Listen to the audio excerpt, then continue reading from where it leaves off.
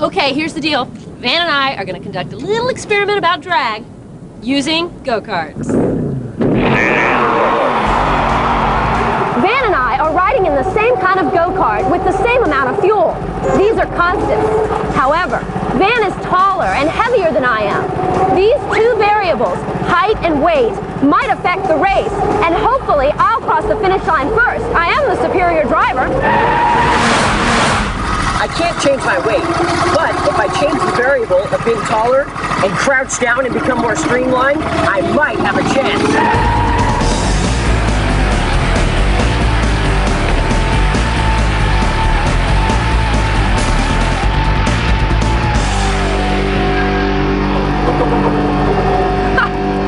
No way.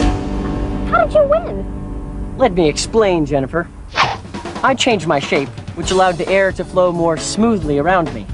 Your shape interrupted the airflow and caused drag. This slowed you down and allowed me to win.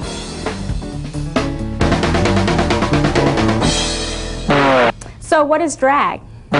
Drag is the force that opposes or resists motion. The interruption or resistance to airflow causes drag. You've probably experienced drag when you've ever stuck your hand out the window of a moving car. When you extend your arm like this, with your palm forward, the force of drag pushes your hand back. But when you tilt your hand like this, it creates lift and lifts your hand upward. Lift and drag are a few of the aerodynamic forces that act on an airplane when it flies. How do airplanes fly? Well, to understand flight, you must first understand air. We are surrounded by air all the time, but we can't feel it because the air pressure is equal on all sides of our body. But what if we change the air pressure on one side of an object? Check out this cool experiment. Hey, why did the paper lift up when I blew across the top? Well, when the paper is resting against my chin like this, the air pressure on top is equal to the air pressure on the bottom. But when I blow, I change the air pressure on the top. The shape of the paper in its original position is kind of like an airplane's wing. It is curved on the top. Because of this shape, air molecules move faster across the wing's top than across its bottom.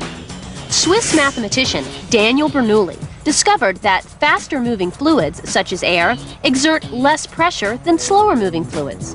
Because of its shape, the air over the top of the wing moves more quickly and exerts less pressure. When the pressure on top of the wing is less than the pressure under the wing, lift is produced, and the airplane flies. What does all this have to do with algebra and geometry? Everything! Geometry is the study of shape and size. Geometry was probably first developed to help measure the Earth and its objects. Knowledge of geometry helps you better understand things like engineering and science. Algebra is a mathematical tool for solving problems. Learning algebra is a bit like learning to read and write. Knowledge of algebra can give you more power to solve problems and accomplish what you want in life. At NASA, engineers use algebra and geometry when they measure and design models to be tested in wind tunnels.